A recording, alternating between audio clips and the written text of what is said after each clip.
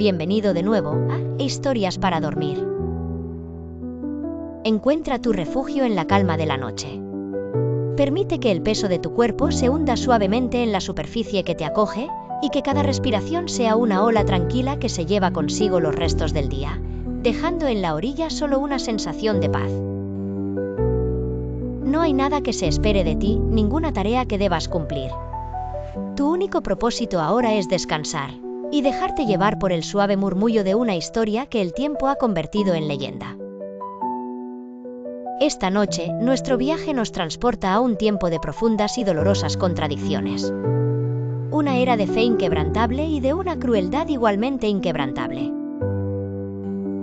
Viajamos a la Francia del siglo XV, una tierra herida, desangrada por una guerra que parecía no tener fin, un conflicto tan largo que la gente lo llamaba, simplemente, la guerra de siempre. La guerra de los 100 años. Era una tierra de hambre, de miedo cerval y de una profunda, casi desesperada, necesidad de esperanza.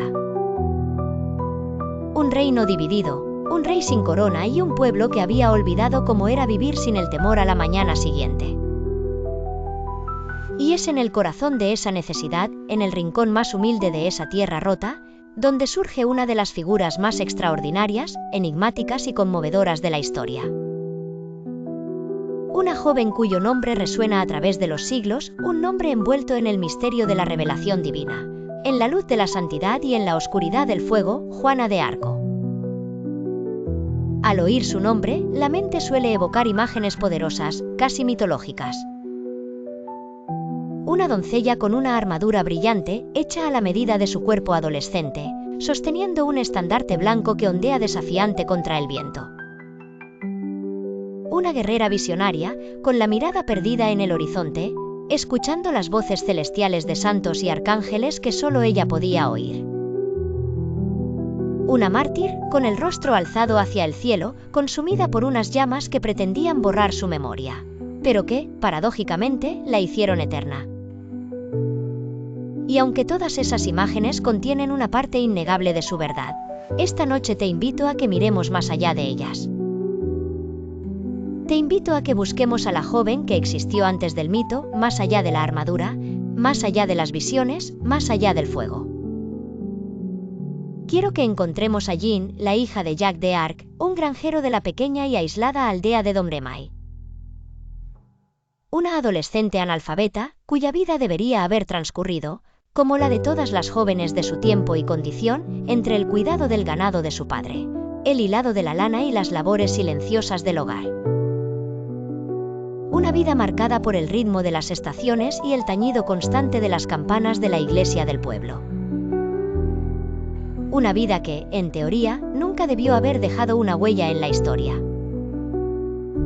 Nuestra historia de esta noche no es, por tanto, la de una santa intocable o una guerrera invencible. Es la historia, mucho más compleja y humana, de cómo una joven campesina, movida por una convicción tan pura como incomprensible para quienes la rodeaban, se vio arrastrada por las violentas corrientes de la historia. Veremos cómo se convirtió en un faro de esperanza para un reino moribundo, y al mismo tiempo, en una pieza profundamente incómoda en el complejo y cínico juego político de los nobles, los clérigos y los reyes. Es un relato sobre la fe, sí, en su forma más absoluta. Pero es también un relato sobre la fragilidad humana, sobre la inmensa soledad que debe suponer llevar sobre unos hombros de 17 años el peso de una misión divina. En un mundo violento y pragmático, un mundo de hombres. Para empezar a comprender la inmensidad casi inconcebible de su viaje, primero debemos entender la humildad y la sencillez de su punto de partida. Debemos sentir el aire que ella respiró en su niñez, caminar por la tierra que ella pisó, y escuchar los sonidos y los silencios que conformaron su mundo interior. Por eso, te invito a que, por un momento, te conviertas en un habitante de su mundo. No en la propia Juana, sino en alguien como ella. Un joven, una joven, de la Francia rural del año 1425. Un alma anónima cuya vida está definida por las mismas fuerzas que definieron la de ella, el miedo, la religión y el hambre. Así que cierra los ojos, si aún no lo has hecho. Deja que el confort y la seguridad de tu habitación te envuelvan como un manto cálido. Y prepárate para un viaje a un mundo donde el cielo y sus misterios parecían estar mucho más cerca de la tierra, pero donde el peligro y la incertidumbre eran el pan de cada día. Un mundo donde las oraciones se susurraban con la misma frecuencia con la que se sentía el frío en los huesos. Imagina que eres tú. Te despiertas, no por un sonido abrupto, sino por un cambio en la luz. Una claridad grisácea y fría se filtra a través de las rendijas de la contraventana de madera de tu humilde casa. El aire es gélido y huele a tierra húmeda, a paja y al humo apagado del hogar de la noche anterior. Te levantas del jergón de paja, y tus pies descalzos sienten la dureza irregular y fría del suelo de tierra apisonada. Tu mundo es pequeño, definido por los límites de tu aldea, Domremai. Un puñado de casas de piedra y madera agrupadas a orillas del río Mosa. Y el ritmo de tu vida, el latido que marca cada una de tus jornadas, es el sonido de la campana de la iglesia. Su tañido te despierta por la mañana, te llama a la oración. Marca el mediodía y te anuncia el final del trabajo cuando el sol comienza a ocultarse tras las colinas. Es la voz de Dios y el reloj del pueblo, todo en uno. La primera sensación del día, después del frío, es el hambre.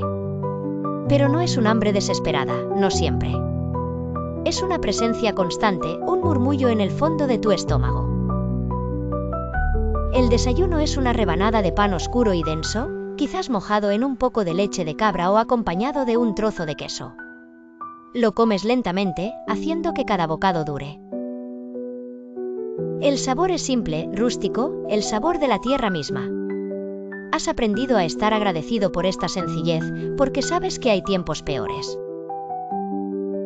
Tu vida está anclada en dos grandes pilares que lo sostienen todo, la fe y el miedo. La fe es el aire que respiras. Es tan natural como el ciclo de las estaciones.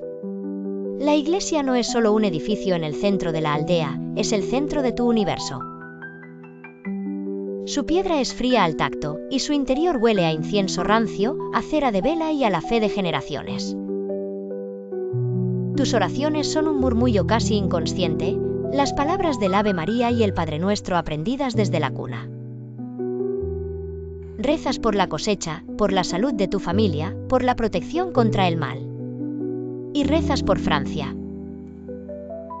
Porque la guerra, aunque lejana, proyecta una sombra larga y fría sobre tu pequeña vida. Y ahí es donde nace el miedo.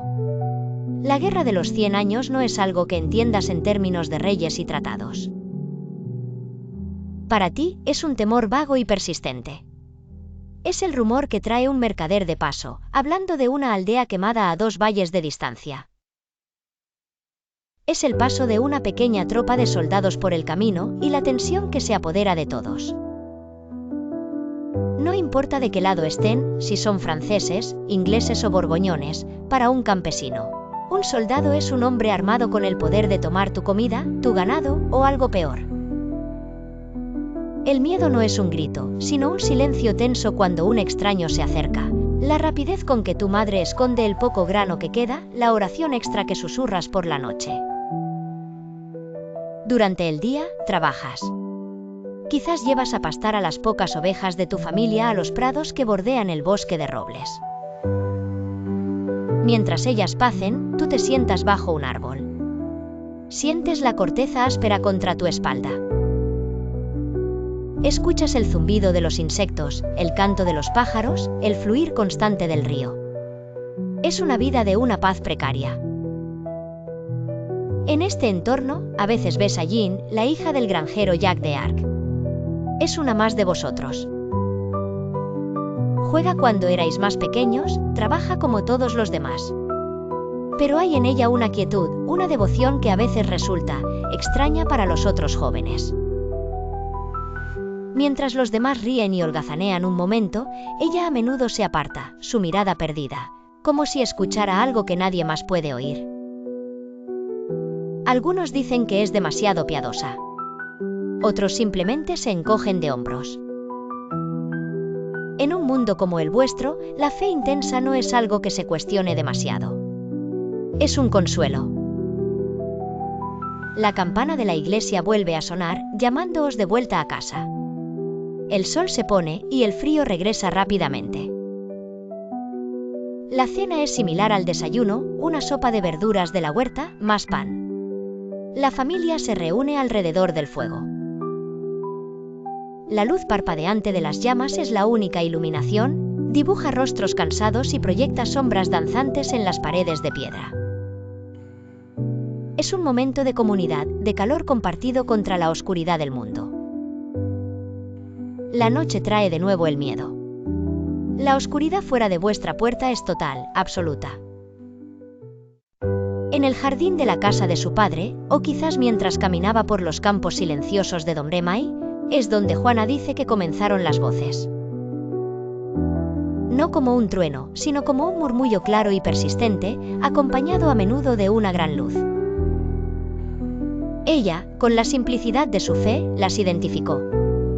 Eran el arcángel San Miguel, el protector de Francia, Santa Catalina de Alejandría y Santa Margarita de Antioquía, dos santas cuya piedad y martirio eran conocidos por todos los campesinos. Al principio, las voces le daban consuelo, le pedían que fuera una buena muchacha, que rezara con frecuencia. Pero con el tiempo, a medida que la situación de Francia se volvía más desesperada, el mensaje cambió. La misión se hizo clara, y era una misión que desafiaba toda lógica. Las voces le dijeron que ella, Jean, una joven analfabeta, debía levantar el asedio inglés de la ciudad de Orleans y luego llevar al delfín, el príncipe heredero Carlos, a la ciudad de Reims para ser coronado rey de Francia. Imagina la inmensidad de esta petición. Es como pedirle a una gota de lluvia que apague un incendio forestal. Sin embargo, para Juana, la orden era divina y, por tanto, ineludible. A los 16 años, comenzó su viaje. Su primer paso fue ir a la cercana fortaleza de Vaucouleurs para pedirle al comandante local, Robert de Baudricourt, una escolta para viajar a la corte del Delfín. Imagina a esta adolescente campesina, con su vestido de lana basta, presentándose ante un rudo hombre de armas y exponiendo su misión divina. La primera vez, Baudricourt se rió y le dijo a su primo que la llevara a casa y le diera una buena tunda. Pero Juana no se desanimó. Su convicción era una roca contra la que las burlas y el cinismo se rompían. Regresó una y otra vez. Su persistencia y su extraña seguridad comenzaron a impresionar no solo al comandante, sino también a la gente del pueblo, que veía en ella un destello de la esperanza que tanto anhelaban. Finalmente, Baudricourt cedió. Quizás por fe, quizás por desesperación, o quizás simplemente para librarse de ella. Le proporcionó una pequeña escolta. Y aquí ocurre la primera de sus transformaciones. Para el peligroso viaje de 11 días a través de territorio enemigo, Juana se cortó el pelo al estilo de los hombres y se vistió con ropas masculinas. Una decisión eminentemente práctica para protegerse en el camino, pero que más tarde se convertiría en una de las principales acusaciones en su contra. Su llegada a la corte del Delfín en Chinon fue un espectáculo de contrastes. Imagina el castillo lleno de nobles vestidos de terciopelo y seda, de políticos cínicos y de soldados hastiados de la guerra. Y en medio de todo ello, entra ella, una joven campesina con ropas de hombre, afirmando que Dios la envía. El delfín Carlos, un hombre indeciso y desconfiado por naturaleza, decidió ponerla a prueba. Se disfrazó, mezclándose entre sus cortesanos, mientras otro noble ocupaba su lugar. Pero Juana, que nunca antes había visto su rostro, caminó a través del salón lleno de gente, ignorando al falso rey, y se arrodilló directamente ante el verdadero Carlos. No hay una explicación lógica para este momento. Solo el testimonio de que su certeza era tan absoluta que desarmó el escepticismo de la corte. Tras ser examinada por un comité de teólogos en Poitiers, que no encontraron en ella nada herético, sino solo bondad, humildad y honestidad, el delfín, sin más opciones, decidió darle una oportunidad. Le proporcionaron una armadura hecha a su medida y un estandarte blanco. Un estandarte que ella misma diseñó, con los nombres de Jesús y María, y la imagen de Dios Padre recibiendo el mundo de manos de 2 ángeles. En las batallas que siguieron para liberar las fortalezas que rodeaban la ciudad, Juana no luchaba para matar. Su papel era el de inspirar.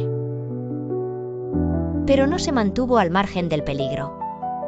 En un asalto, una flecha encontró su hombro, una herida dolorosa que la hizo retirarse por un momento, llorando de dolor como cualquier joven de su edad. Pero se quitó la flecha ella misma, rezó y volvió al frente de batalla. Esa imagen, la de la doncella herida que regresa al combate, fue el catalizador final. Los franceses, al verla, se lanzaron a un asalto final y tomaron la fortaleza clave. En menos de 10 días desde su llegada, el asedio de Orleans, que había durado meses, se había roto. La noticia recorrió Francia como un milagro. Su siguiente objetivo era Reims, la ciudad donde los reyes de Francia habían sido coronados durante siglos. Se encontraba en lo profundo del territorio controlado por el enemigo. Pero la victoria en Orleans había creado una marea imparable de confianza. Liderando al ejército, Juana avanzó por el Valle del Loira, logrando una serie de victorias asombrosas. Ciudades que se habían resistido durante años, ahora le abrían sus puertas. Finalmente, el 17 de julio de 1429, Carlos VII fue coronado rey en la gran catedral de Reims. Juana estaba a su lado, con su estandarte. Había cumplido la parte más importante de su misión. Era el cenit de su vida, el momento de su mayor triunfo. Pero el mundo de la política es más complejo que el de la fe. Una vez coronado, el rey Carlos comenzó a favorecer la diplomacia y las treguas, en lugar de la guerra total que Juana creía que Dios le ordenaba. El ímpetu se perdió. Un asalto a las murallas de París, emprendido sin el apoyo total del rey, fracasó.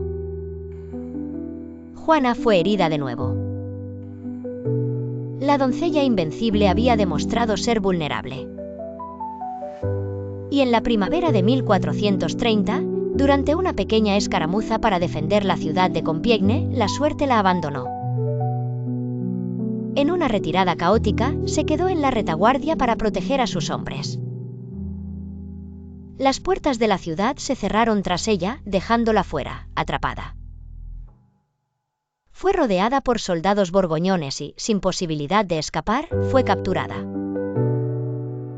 La joven que había cambiado el destino de Francia era ahora una prisionera de alto valor, y sus enemigos ingleses no tardarían en reclamarla, no para tratarla como una prisionera de guerra, sino como algo mucho peor. El ascenso de Juana fue meteórico, como una estrella fugaz en el cielo de Francia. Pero su caída sería igual de rápida y mucho más oscura. Hemos sido testigos de su gloria. Ahora nos queda explorar el misterio que rodea su final. Pero Juana, con una mezcla de simplicidad campesina y una asombrosa agudeza natural, a menudo desarmaba a sus acusadores. Sus respuestas, registradas meticulosamente por los secretarios del juicio, nos han llegado a través de los siglos. Cuando le preguntaron, en un intento de atraparla en el pecado de la presunción, si sabía si estaba en la gracia de Dios, ella respondió con una sabiduría que dejó atónitos a los teólogos. Si no lo estoy, que Dios me ponga en ella, y si lo estoy, que Dios me guarde en ella. Una respuesta perfecta, humilde y teológicamente inexpugnable. A pesar de su resistencia, el veredicto estaba escrito de antemano. Tras meses de interrogatorios, fue declarada culpable de herejía. El 24 de mayo de 1431, fue llevada a un cementerio en Rouen, donde se había levantado una plataforma. Frente a la perspectiva inminente de ser quemada viva, su valor finalmente flaqueó. Agotada física y mentalmente, firmó un documento de abjuración, renegando de sus visiones y prometiendo volver a vestir como una mujer. Probablemente, ni siquiera entendió del todo el texto que marcó con una cruz. Su sentencia fue conmutada por cadena perpetua.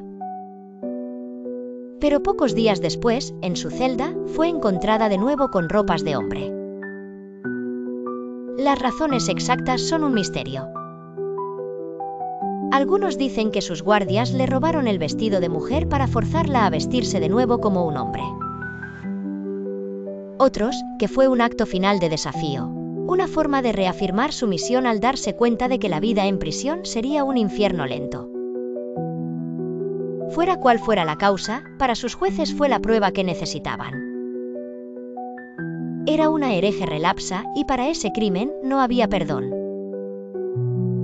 Y así, en la plaza del Mercado Viejo de Rouen, el 30 de mayo de 1431, se preparó el escenario final. La historia oficial, la que todos conocemos, es clara. No describiremos las llamas, pues su horror no tiene cabida en nuestro relato de esta noche. Basta con saber que el humo se elevó sobre la ciudad y que la multitud que observaba, tanto amigos como enemigos, lo hizo en un silencio sobrecogedor. Para asegurarse de que no se crearan reliquias, se ordenó que sus restos fueran reducidos a cenizas y arrojados al río Sena. Y aquí podría terminar la historia. Pero la historia, a veces, tiene ecos extraños. Susurros en los márgenes de los registros oficiales que dan lugar a un misterio persistente. Con el paso de los años, comenzaron a surgir preguntas. ¿Realmente fue Juana la que murió en la hoguera? Algunas teorías, aunque no aceptadas por la mayoría de los historiadores, señalan ciertas inconsistencias. El verdugo, según algunos relatos, se mostró profundamente angustiado, afirmando que la pira se había construido de forma inusualmente alta, dificultando la visión, y que el corazón de la doncella había sobrevivido intacto a las llamas. ¿Leyendas piadosas para cimentar su martirio? Probablemente. Pero el misterio se hace más profundo 5 años después de la ejecución. En 1436, una mujer apareció en la región de Lorena, afirmando ser Juana de Arco, la doncella, escapada de sus captores. Para entender el destino final de Juana, debemos abandonar por un momento la sencillez de su fe y adentrarnos en el mundo infinitamente más complejo de la élite francesa del siglo XV. Es un mundo que contrasta de forma absoluta con el de Domremy. No huele a tierra húmeda, sino a cera de abeja pulida, a vino especiado y a los costosos perfumes que enmascaran la falta de higiene de la época. Aquí, el suelo no es de tierra apisonada, sino de baldosas de piedra cubiertas por alfombras traídas de tierras lejanas. Las paredes no son de piedra desnuda, sino que están cubiertas por tapices que representan escenas de caza, batallas idealizadas y romances corteses. Este es el mundo de los nobles, de los príncipes de sangre y de los consejeros del rey. Un mundo de un lujo precario, pero sobre todo un mundo de un pragmatismo cínico. Su fe es real, sí, pero es una fe entrelazada con la superstición, la ambición y, por encima de todo, con la política. Aquí, la lealtad es una moneda de cambio, y las alianzas cambian con la misma facilidad que el viento. Es en este mundo de arañas y telarañas donde irrumpió Juana, una joven tan directa y transparente como un arroyo de montaña. Y al principio, para estos hombres, su llegada no fue un milagro, sino una oportunidad. Imagina la situación de la corte francesa antes de su aparición. El delfín Carlos es un hombre joven, sin coronar, lleno de dudas sobre su propia legitimidad. Su corte está dividida, llena de facciones que luchan por el poder.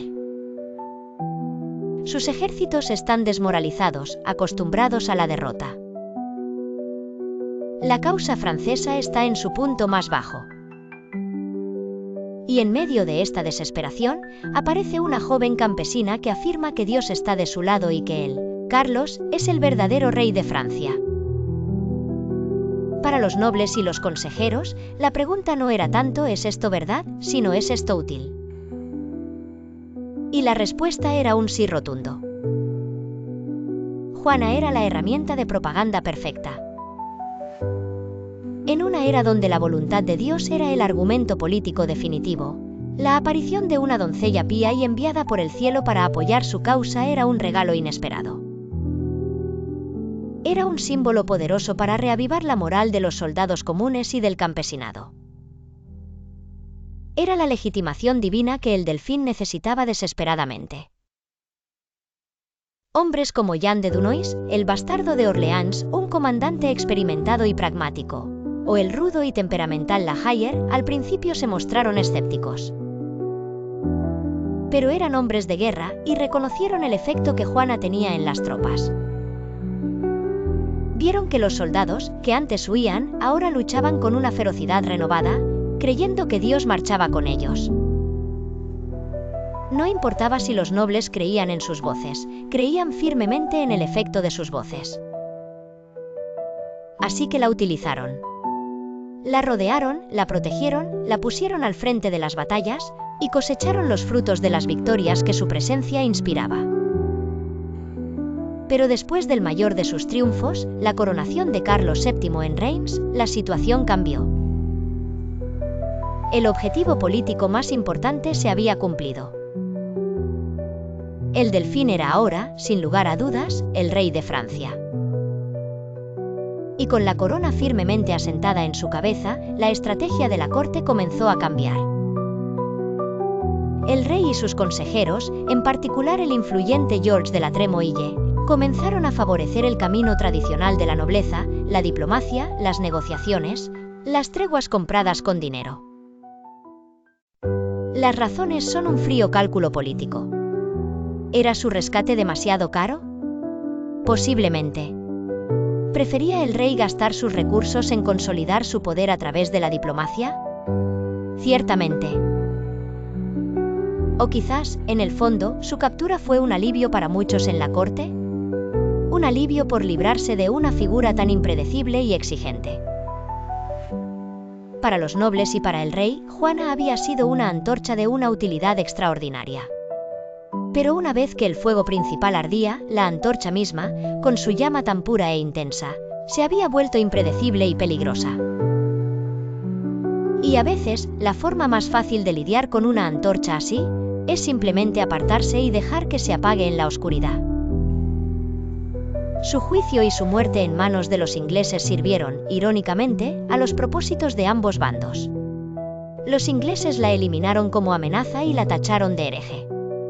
Y la corte francesa se libró de una figura incómoda sin mancharse directamente las manos. Fue el acto final de manipulación.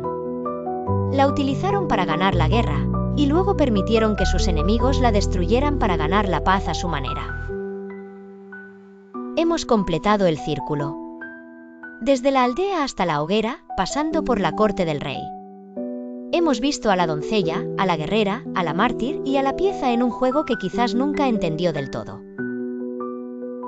Nuestro largo viaje a través de la Francia del siglo XV llega a su fin. Hemos caminado por senderos que el tiempo casi ha borrado, y hemos escuchado los susurros de una historia que se ha contado de 1000 maneras diferentes. Comenzamos nuestro relato en la quietud de una aldea, sintiendo el pulso de una vida sencilla, regida por el miedo, el hambre y una fe tan vasta como el cielo. Vimos el mundo a través de los ojos de un joven campesino, y en ese mundo, atisbamos a una muchacha llamada Jean, cuya piedad ya la hacía diferente, apartada del resto. Luego, la seguimos en su increíble ascenso. Una fuerza inexplicable la arrancó de su destino anónimo y la puso en el centro del escenario de la historia. Fuimos testigos de cómo su convicción inquebrantable y sus voces celestiales la llevaron desde los campos de Domrema y hasta las salas del trono, convirtiendo a una pastora en una jefa de guerra. Vimos cómo su presencia, como un milagro andante, levantó el asedio de Orleans y cambió el curso de una guerra, coronando a un rey y devolviendo la esperanza a un reino roto. Nos adentramos después en el laberinto del misterio que rodea su final. Exploramos las sombras de su juicio, la tragedia de su condena, y los ecos persistentes de teorías que se preguntan si la historia que nos contaron es toda la verdad. Vimos cómo una figura histórica puede convertirse en un enigma, un lienzo en blanco sobre el que cada época proyecta sus propias dudas y creencias. Y finalmente, observamos desde la distancia el frío y calculador juego de la élite. Vimos cómo los nobles y el rey, que en un principio la habían utilizado como un símbolo divino para sus propios fines, la abandonaron cuando su misión inflexible y su popularidad se volvieron políticamente incómodas. Una herramienta que, una vez usada, fue descartada con una indiferencia que hiela el alma.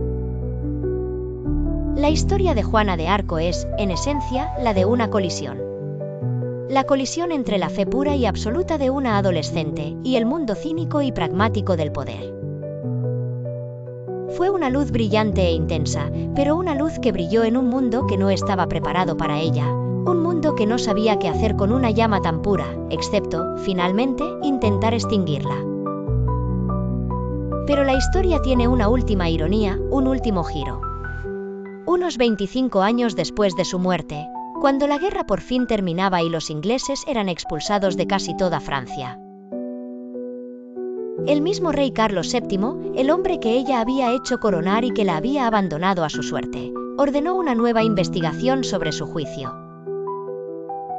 Testigos de su pasado fueron llamados a declarar, viejos amigos de Domremy que recordaban su piedad infantil, soldados que lucharon a su lado y que hablaron de su valor y su compasión, clérigos que habían estado presentes en el primer juicio y que testificaron sobre las irregularidades y la presión ejercida por los ingleses. El veredicto original fue anulado. Juana fue declarada inocente y mártir. La misma iglesia que la había condenado, ahora la exoneraba. Y así, la joven campesina de Domremy completó su transformación final. De Jean la doncella a Juana la heroína, y, siglos más tarde, a Santa Juana, patrona de Francia. El juicio ha concluido. No queda nada por resolver. Nada por lo que luchar. No hay estandartes que alzar ni profecías que cumplir. Solo hay descanso. Solo hay paz. El largo viaje ha terminado. Es hora de dormir. Duerme. Por favor, deja tu like y comparte este vídeo. Duerme profundamente.